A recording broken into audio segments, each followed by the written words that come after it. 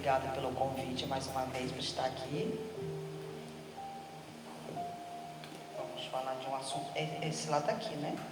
Isso.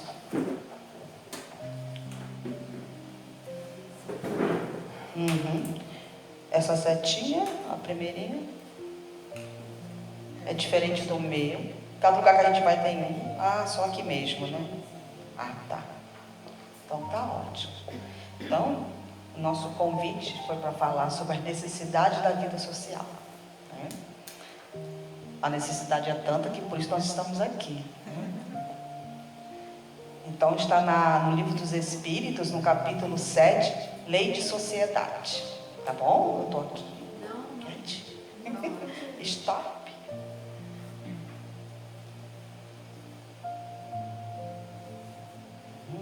Então vamos lá. Na questão 766, ele vem perguntando: a vida social está em a natureza? Então Kardec quis saber, fez essa pergunta, né? Se realmente isso está na natureza, se é uma lei natural. E aí ele vai e responde: certamente. Ponto. Deus fez o homem para viver em sociedade.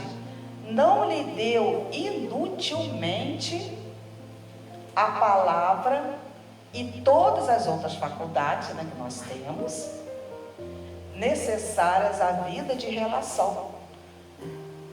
Ele já começa a dizer que para que, se nós não fôssemos para viver em sociedade, nós precisaríamos de todas as nossas capacidades, de todas essas formas que Deus nos deu, nessas faculdades nossas, da fala, do ouvir. Já tem gente que disse que Deus já botou 2 ouvidos para a gente ouvir mais do que falar. Uma boca já fala demais. Você imagina a gente com 2 bocas? Que coisa horrorosa não seria, né? Que catástrofe. Eu cheguei ali, eu fiquei com inveja daquelas 2 que vieram aqui na frente, ele foi zerão, né? Eu falei assim, meu Deus, vou chegar ali e falar assim, gente, minha voz não é assim não, hein? Mas quando eu chegar lá em cima, eu vou falar, não precisa de 2 bocas não, mas quando eu voltar, eu quero uma voz daquela. Um vozeirão. Então ele já fala isso pra gente, porque senão a gente não necessitaria de tantos saberes. Por que eu vou ter o meu saber e vai ficar só comigo? Eu tenho que dividir, tenho que compartilhar. Temos que partilhar. Então, ele já vai falando que certamente nós temos sim que vivermos em sociedade. E na questão 767, ele vai falar assim: é contrário à lei da natureza o insulamento absoluto? Olha a resposta. Sem dúvida. Se o outro é certamente, esse seria sem dúvida, né?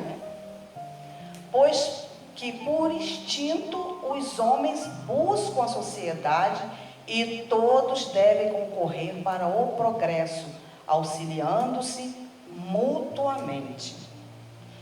Por isso que nós não precisamos ter, não seria necessário tantos meios de comunicação que nós já nascemos com ele, nossa visão, nosso tato, nossa capacidade de contato, nossas palavras, nossos pensamentos, se a gente não teria como ajudar ninguém, fazer com que isso caminhe, ande, né, prospere. Então a gente tem que viver para isso. Então ele coloca que, sem dúvida, a gente necessita desse convívio. E aí a gente vai ver que a palavra insulamento, ela é solidão. E eu estava lendo aquela página ali, eu li a página 2 vezes antes de ouvir novamente aqui. Porque eu falei assim, nossa, tem tudo a calhar. E como é importante a gente ter observação sobre isso. Que às vezes essas coisas acontecem dentro da nossa casa e a gente não sabe. A gente não percebe. Ou se percebe, a gente não dá a devida atenção. E às vezes a gente não dá a devida atenção, não é por falta do amor, por falta da consideração, é por falta do conhecimento mesmo.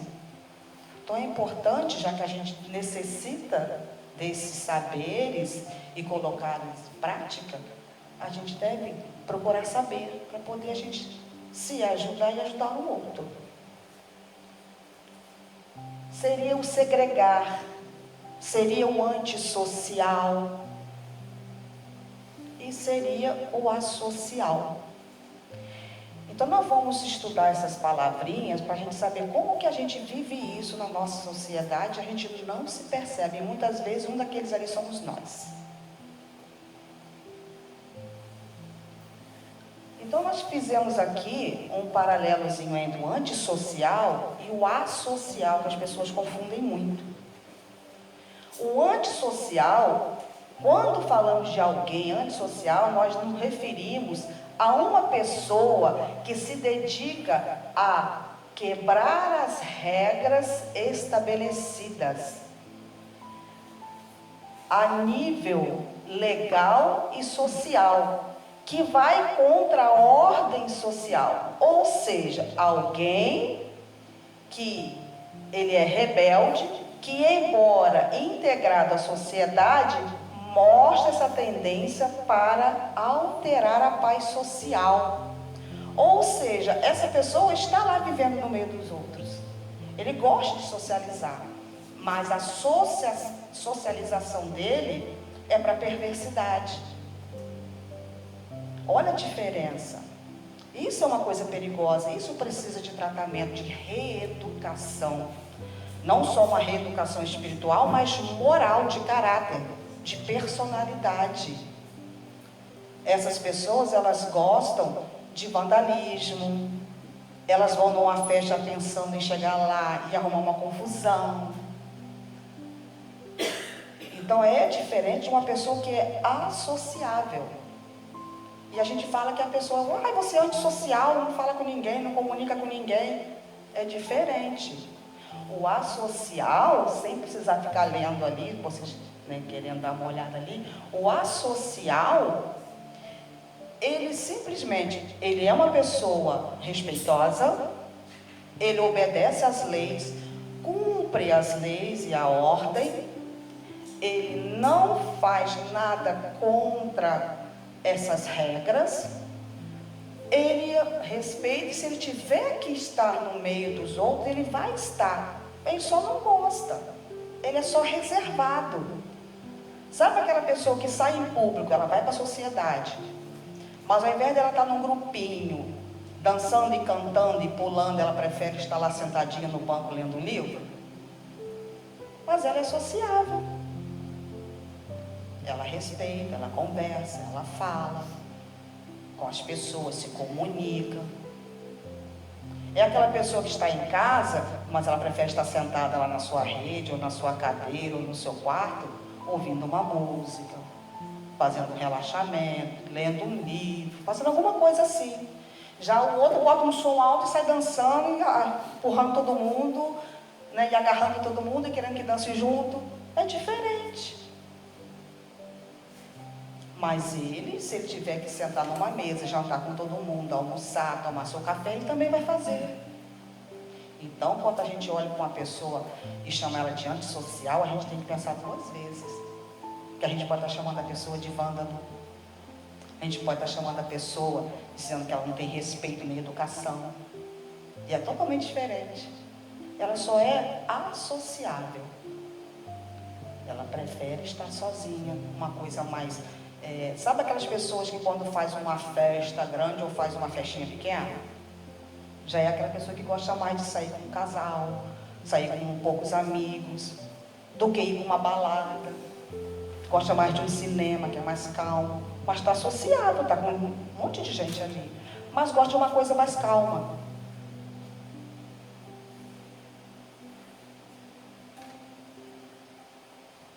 Aí na pergunta 768 ele vai falando assim: procurando a sociedade, não fará o homem mais do que obedecer a um sentimento pessoal?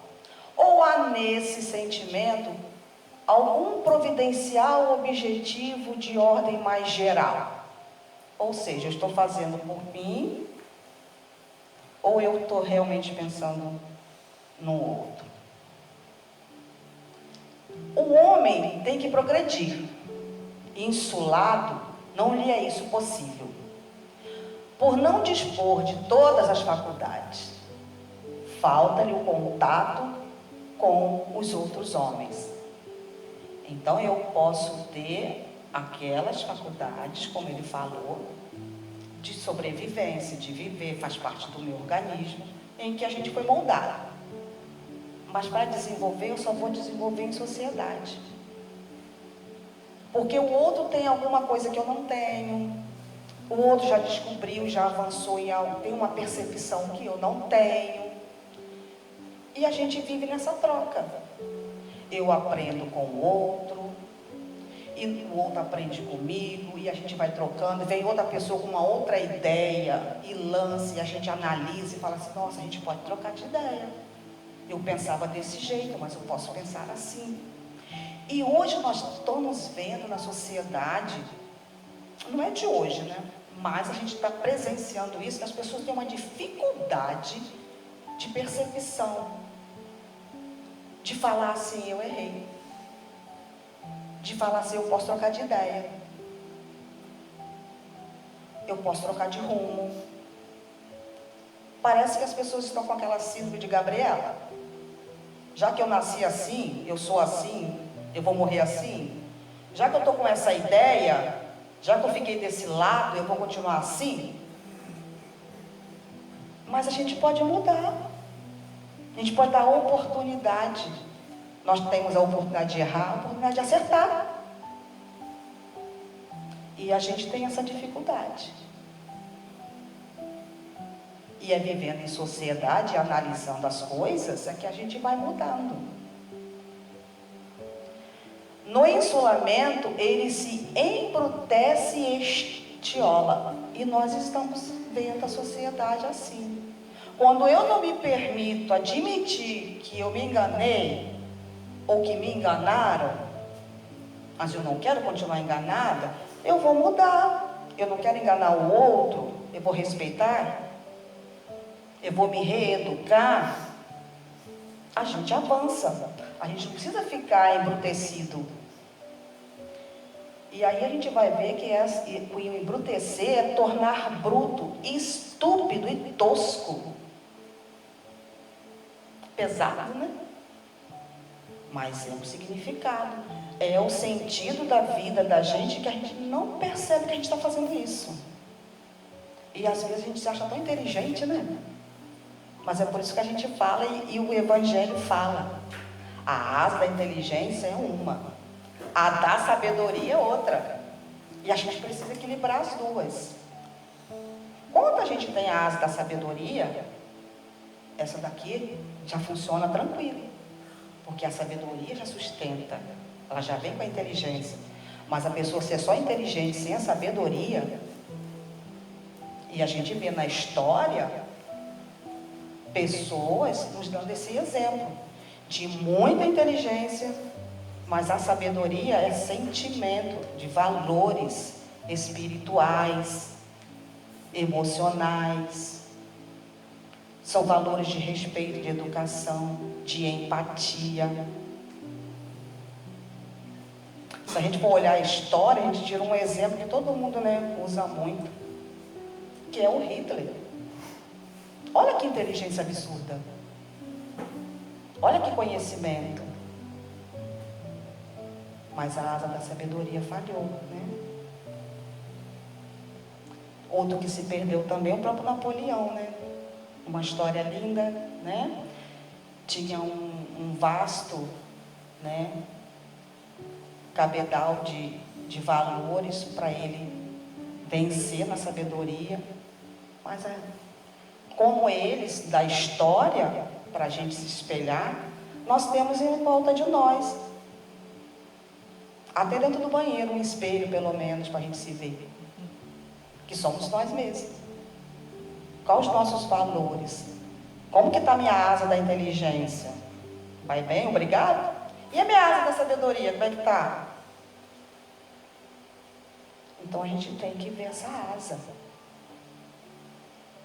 Então ele fala que a gente fica a selvajar. A gente volta na vida de selvagem. bestializar, bestificar, brutalizar, brutificar, embrutar, enrudecer, estupidificar. Olha quantas palavras pesadas. Tudo isso faz parte de uma personalidade que, se a gente não procurar a auto-reforma, né, o auto-valor próprio, a gente fica nisso.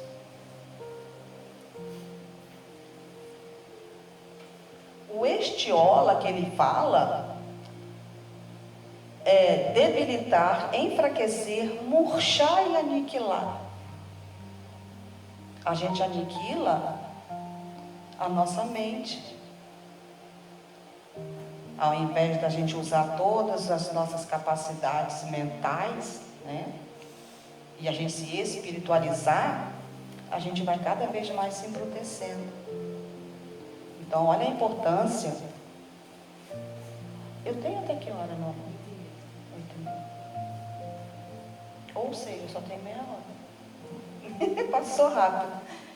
Então, o homem nenhum possui faculdades completas. Então, ele já deixou claro isso, ele bota ponto. Nenhum homem possui a capacidade completa. Principalmente nós nesse mundo de prova e expiação. Nós temos muito que evoluir, muito que aprender. Então, mediante a união social, é que elas, umas às outras, se completam para lhe assegurarem o bem-estar e o progresso. Por isso é que, precisando uns dos outros, os homens foram feitos para viver em sociedade, não isolados. E às vezes a gente fala assim, ai, é tão ruim viver em sociedade, ai, é tão, né, a gente não se interage, a gente não consegue. Mas já pensou, se Deus fizesse um mundinho pequenininho para cada um? Fica pensando nisso. Eu estou lá comigo mesma. Eu me aturando? Imagina, a gente ia ser pior, acho que a gente ia ser um tédio muito maior. Então a gente interagir com o outro é melhor do que a gente tentar discutir com a gente mesmo. Então a teia dos núcleos sociais, ela funciona assim, ó, a família, o trabalho, a via pública e a vida social de lazer, que constrói nossa identidade, cidadania e saúde mental. E o núcleo social, a família, foi a primeira que aparece ali. Porque é o nosso primeiro núcleo social. É ali que a gente vai aprender a educação, o respeito, ou não. Mas é ali que a gente vai ser educado. O que a gente vai aprender, o que a gente vai ensinar, aí somos com nós. Então, os círculos da convivência, eles são uma análise multidisciplinar das 4 esferas humanas que sustentam o nosso equilíbrio cotidiano. Vamos ver, olha, a necessidade da vida social, que é o núcleo familiar, a fundação de segurança, que ela nos traz. A família representa um núcleo primário, onde as estruturas de afeto, de valorização, de limites biológicos são construídas. Então, se a gente não tem esse limite, essas condições para passar, nós temos que nos reeducar. Muitas vezes nós pais temos que nos reeducar, aprender de novo, cortar, né, aquela crença limitante que nós fomos criados, para poder a gente criar bem. Porque senão a gente vai ficar repetindo padrões errados. Porque a intenção é de educação. Então, esses limites biológicos que são construídos é nossa primeira âncora existencial, proporcionando o amadurecimento, o amortecimento psicológico e a aceitação incondicional necessários para nos lançarmos ao mundo de forma saudável. Uma criança que ela é educada com amor, ela vai chegar no núcleo social dela, que vai ser a escola, o segundo núcleo social, ela vai dar amor. E ela não vai aceitar menos do que isso. Porque quando ela chegar lá e for maltratada, ela vai chegar em casa e vai contar. Porque ela aprendeu o que é belo, o que é bom. Se for o contrário, ela não vai chegar em casa nem contar, porque ela vai chegar lá e vai pagar com a minha moeda. E aí vai gerando aquele ciclo vicioso. Porque ela está acostumada com aquele ambiente. Então ela se sentiu em casa. E ali, com os outros iguais a ela, do mesmo tamanho que ela vai, como diz o outro, partir para dentro. Então, ou a criança vai ser agressiva ou ela vai ser amorosa. Então vai depender do primeiro núcleo social. A resiliência para a vida. Pesquisas mostram que indivíduos com conexões familiares seguras, sejam consanguíneas ou por afinidade construídas, elas desenvolvem mecanismos mais saudáveis de regulação de estresse, tendo redes de amparo eficientes em momentos de perdas severas. E o que a gente vê? Tanto descontrole, por qualquer perda a pessoa também se perde. E não estou falando de uma perda emocional de família, não, de sentimento de pessoas, de luto, não. É de qualquer desagravo, me desencantou, eu quero destruir, acabar com aquilo ou me destruir. Aí depois tem o núcleo do trabalho, que é a cooperação e utilidade. No ambiente de trabalho, o ser humano, ele expande a sua capacidade social por meio da cooperação funcional. Longe de ser apenas uma fonte de renda, o trabalho satisfaz nossa necessidade essencial de pertencimento, de pertencer. Uma engrenagem produtiva e de criar soluções coletivas de grande escala. Então, se eu não conseguir ter uma vida social em casa, com respeito, com educação, eu vou respeitar o meu funcionário, ou vou respeitar o meu patrão, ou vou respeitar meu colega de trabalho. Por isso que a gente vê muitas coisas acontecendo por causa disso. Então lá é o nosso núcleo, a gente passa a maior parte do tempo do nosso trabalho. Então a gente tem que fazer com que seja um núcleo social agradável, respeitável. E para isso a gente tem que se autorregular, as nossas emoções. Ele gera um sentimento de utilidade social e autorregularização, moldando nosso status de independência, autonomia intelectual. E aí a gente conseguindo se moralizar, é lógico que a gente consegue se espiritualizar. A via pública, que é uma coisa assim, a autoridade, civismo, a convivência em ruas, parques e praças públicas constitui um núcleo cívico mais abrangente da nossa existência. Como é que está a nossa vida pública?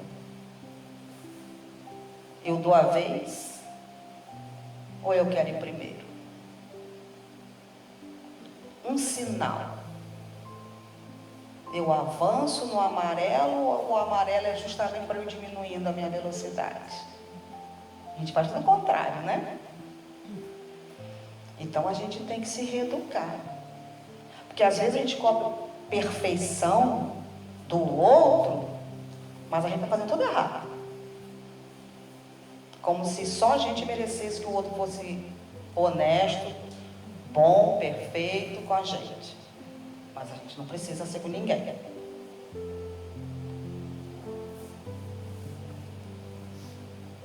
Então é no espaço urbano compartilhado que aprendemos a respeitar as alteridades. A existência de desconhecidos com histórias e vivências distintas das nossas. O convívio harmonioso na vida pública fortalece a coesão social, comunitária e democracia cotidiana. Então, que cidadão eu sou? Então, a gente tem que fazer essa autoavaliação. Se a gente não se autoavaliar em cada núcleo social, como a gente está se comportando, independente do comportamento do outro, a gente não vai fazer a nossa transformação moral nunca. A nossa reforma íntima nunca. Então a gente precisa olhar para dentro, se reconhecer, porque se a gente não se reconhecer e não se admitir, a gente também não muda. Então essa vida social e de lazer é a liberdade de escolha, o pertencimento cultural e a regeneração psíquica que acontece, né? Já falamos aí. E um suporte contra o pornô e a ansiedade que está nessa sociedade. Por que nós vamos falar disso? Porque quando a gente fala em sociedade, é aonde a gente tem mais estresse. Como foi citado ali, é onde a gente colocou o nosso comportamento em cada núcleo social. E o burnout, a gente fala de burnout, mas é burnout. O burnout, ele é uma síndrome de estresse quando se vive em sociedade. Por isso que ele foi estudado primeiramente mais com professores e com a parte da saúde, a parte da educação e a parte da saúde, que convivem em sociedade com pessoas de vários níveis sociais e de vários temperamentos. Mas se a gente for parar para pensar, tudo é trabalho social. Dona de casa, mãe, ali é um núcleo social, não é? Não está vivendo, não é trabalho? Então ela também se estressa com as coisas que acontecem. O filho também. O pai também. Porque estão vivendo um núcleo social. Então o estresse, que é o burnout, que é o estresse em sociedade, ele acontece em qualquer núcleo social. E aí, passando para o trabalho público, olha como vai crescendo essa bola de neve. Então a gente tem que ter cuidado com isso. Porque é uma síndrome de estresse muito grande e que está no crescente demais. E que por isso o NR1 agora nos núcleos dos trabalhos, para quê? Para detectar os estresses nas pessoas, que as pessoas estão ficando muito doentes. Então a saúde mental está lá tentando analisar e tentando resgatar isso. Então precisa se ter cuidado. Então é um suporte familiar, o amigos do lazer, a cooperação no trabalho, a segurança na via pública. Então em tudo precisa. Porque estão ficando doentes de estresse. A gente vai ver a estatística disso, que é um alarme muito silencioso, porque a nossa mente ativa mecanismos de emergência que podem acabar sabotando o nosso próprio organismo e conexões sociais. Então a gente não sabe que a gente está estressada nesse núcleo social, e a gente vai achando que é o outro que está estressando a gente, que a gente vai... Aí a gente começa a ficar na solidão, a gente começa a fugir do núcleo social, mas na verdade a gente está sofrendo de uma síndrome, a gente está enfermo e a gente está precisando de cuidado. Só que a gente não percebe. Quando vai perceber, já deu uma crise de pânico. Olha até onde que tem que chegar para a pessoa procurar um socorro. Já bateu aquela fadiga, né? Já deu aquela ânsia, aquela crise de ansiedade, mas começou naquele estressezinho, que eu não soube trabalhar em lidar nesses núcleos sociais. E aí você larga a família, você começa a abandonar a família, você começa a ficar no trabalho, o trabalho também é estressante ou te leva para outro lado. Você perde o trabalho, você vai para a rua, passa mais tempo na rua, que é outro núcleo social. Que você está enfermo em núcleo social enfermo. Então a gente não vai se percebendo como as coisas vão se transformando. Então a ansiedade, ela é um mecanismo de defesa. A página até falou um pouco sobre isso, né? Bastante até. A ansiedade é uma reação biológica saudável e primitiva que prepara o corpo para lutar ou fugir. Então a gente acha que é bom, mas é aquela coisa encoberta, né? A gente chama de cortina de fumaça, né?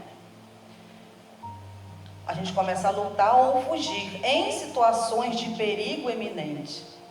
Ela inunda o corpo de adrenalina e eleva a nossa atenção focada. Então a gente começa, às vezes, quando foca em alguma coisa boa, ótimo. Mas e quando a gente não foca em coisas boas? E o distúrbio crônico? Quando a mente passa a projetar cenários de ameaça em situações comuns do cotidiano, de forma repetitiva. Esse alarme torna-se crônico, gerando sofrimento mental, exaustão e prejuízo às atividades mais simples. Às vezes é uma coisa que a gente olha assim, quem está de fora, né? Nossa, mas não conseguiu fazer isso. Uma coisa tão simples e de tão rápido. Poderia fazer assim. E você não consegue. E a pessoa não consegue mesmo. Não adianta julgar, não adianta querer condenar, não adianta maldizer da pessoa, achar que ela é incapaz. Não, ela sabe. Ela só não consegue. Porque ela trava. E ela não percebe que ela está assim. Então, inicia um processo de medo e pensamento de negação. E depois, e muitas vezes, de forma negativa. Então, essa ansiedade que me aniquila, que me dá medo, eu já começo a ter medo até de coisas que eu não sei se vai acontecer ou não, só por antecedência.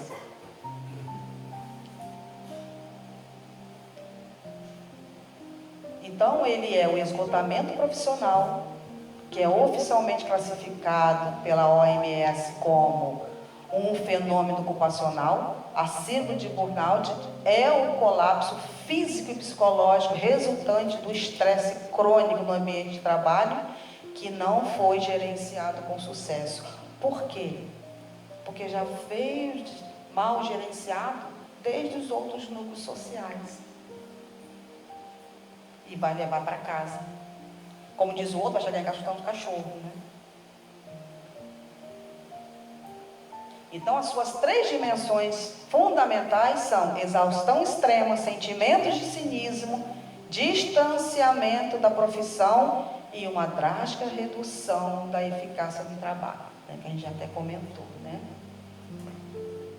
Esse cinismo é imperceptível. Então, nessa matriz comparativa dos núcleos, né, qual é a função primária? A consequência da sua vida, da sua ausência, né? E qual foi a da família? Na função primária, uma estruturação de afeto profundo, de amor incondicional e de abrigo e de base. Nós temos que ter essa base. Qual a sua consequência de sua ausência? Um sentimento de desamparo original e insegurança íntima. Qual o núcleo do trabalho? A sua função primária, o que é? O que ele tem que fazer com a gente? É uma cooperação produtiva, uma divisão de tarefas e utilidade coletiva. É trabalho de grupo. Se eu não consigo nem lidar comigo mesma, que eu vou trabalhar em grupo. Então, qual é a consequência da sua ausência?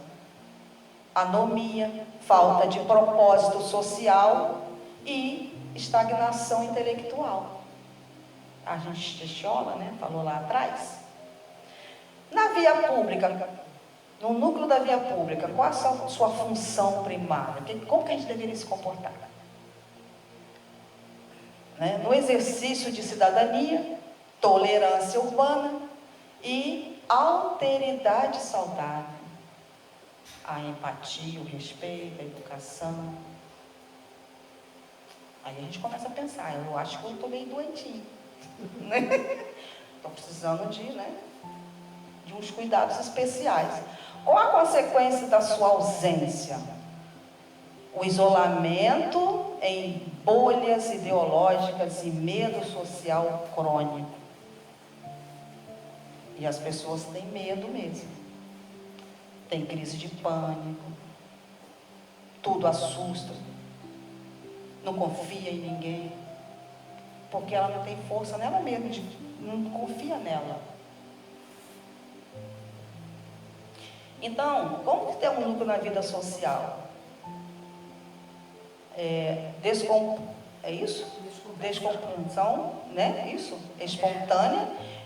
A diversão espontânea também, né? E validação. Como que é importante a gente se validar, né? Quando isso não acontece, a consequência disso, a ausência disso, a solidão, o tédio profundo, a vulnerabilidade emocional. E a gente está vendo tanta gente vulnerável, o emocional tão abalado. E cada vez mais a gente está vendo adultos infantilizados. E isso é preocupante. Às vezes a gente olha, quando uma criança, um jovem, um adolescente veio de um berço saudável, ele é muito maduro. Por isso que a gente fala assim, nossa, fulano parece ser pai do cicrano, porque ele é tão maduro. E o fulano, que tem tantos anos, é tão infantil. A gente depara com isso. É esse amparo que faltou. E que tem que buscar, tem que resgatar. Chico Xavier não disse que a gente não pode voltar lá atrás e começar tudo de novo, mas a gente pode daqui para frente fazer diferente. Então eu já sei aonde que está a falta, eu vou cortar ali esse ciclo e vou começar um novo ciclo saudável. Eu vou cuidar de mim. Eu vou cuidar para que estão à minha volta. Eu vou me tratar, me curar para eu curar o outro, não adoecer o outro. Porque senão ninguém evolui. E quem está doente adoece o outro.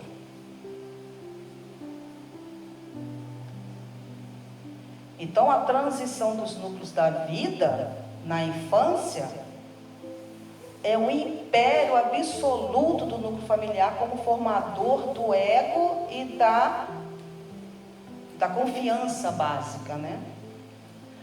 Na juventude, a descoberta ativa das vias públicas da expansão acelerada, os círculos de amizade. Então, se a gente é saudável, a gente vai saber qual é o ciclo de amizades que a gente vai querer. A tribo, né, como se fala, qual é a minha tribo? A gente vai saber escolher. Na vida adulta, é a consolidação do núcleo profissional do trabalho, lá da formação, os nossos laços íntimos. Então, às vezes, eu estou maduro o suficiente para construir o meu laço íntimo, porque se eu venho de uma situação doentia, eu vou adoecer, vou fazer a minha relação também ser doente. Então, por isso que a gente não vai ficar repetindo padrões errados. Tem que cortar aquilo ali e começar um novo ciclo saudável. Porque é incrível. Acontece, porque a gente fala assim, eu não queria essa vida. Eu não gostei de como eu fui tratado. Mas aí, se eu tratar diferente, eu trato do mesmo jeito que eu fui tratado. A gente repete o padrão. Mas por quê? Porque não se autoconheceu, não se aceitou, não se admitiu e não se tratou. Se a gente não se tratar para criar um novo ciclo, a gente fica repetindo ciclos que a gente tanto ignorou. E a maturidade é o retorno focado à vida social, comunitária e à transmissão de experiência coletiva. E a gente vai viver numa vida melhor, uma sociedade saudável. Porque olha isso doente a vida toda. Mas olha se ela for saudável, com base sólida a vida toda, que maravilha. É um mundo de regeneração? Será que não pode ser agora? Nesse mundo de prova e expiação? Vamos sair da expiação, que é uma relação doentia, e vamos passar por essa prova. Vamos provar ser saudáveis. Não precisamos esperar um mundo de regeneração. Que, aliás, o mundo de regeneração somos quem? Nós. Quem tem que regenerar? Nós. Então vamos começar agora, vamos deixar para depois? Quantas vezes nós já deixamos para depois e estamos aqui? Né? E aí está o foco da atenção para a saúde integral, gente. A família e laços íntimos, 35%. Olha o gráfico ali, né? O trabalho, a produtividade, mais 30%. O outro é 35%, né? Os amigos, a cultura e no lazer, 25% que a gente vive. E o espaço público, a cidadania, 10%. Interessante, né? Então, essa distribuição equilibrada da nossa energia, né? Da atencional. Muito obrigada, tá? Entre essas 4 esferas é o que os sociólogos e psicólogos chamam de estilo de vida comunitário resiliente, pleno. Então, gente, é possível. Nós estamos aqui para quê? Não é para nos regular? Para isso nós vemos a casa espírita, ou qualquer outra religião. Estamos falando da casa espírita porque estamos falando da nossa religião aqui, né? Mas qualquer religião, não é para nos religar a Deus? Não é para fazer a nossa sabedoria, criar uma asinha melhor? Não é para a gente se autotransformar? Então, isso aqui é um lugar para isso. E a gente vai se melhorando. Mas adianta eu sair daqui, chegar ali fora, na via pública, chegar em casa e eu estragar tudo? Não. Então, a gente tem que pensar nisso. Então, uma pergunta que eu vou deixar para vocês para finalizar. Como você pode equilibrar melhor a sua presença em cada um desses núcleos sociais a partir de hoje? Nosso compromisso. Vamos nos comprometer com a gente. Não é com o outro, não. Não faça pergunta para ninguém. Ela é pessoal. Como eu posso estar mudando? Não estar permitindo. Que tem isso também, né? A gente é muito permissivo. De não querer mais, menos. Querer mais. Então, como eu posso estar fazendo? Então, a gente tem que fazer essa reflexão. Para poder a gente melhorar. Para poder a gente buscar um autoconhecimento, uma autotransformação. Então, fica aí essa perguntinha para a gente, tá? E a minha gratidão pelo convite, tá? Muito obrigada.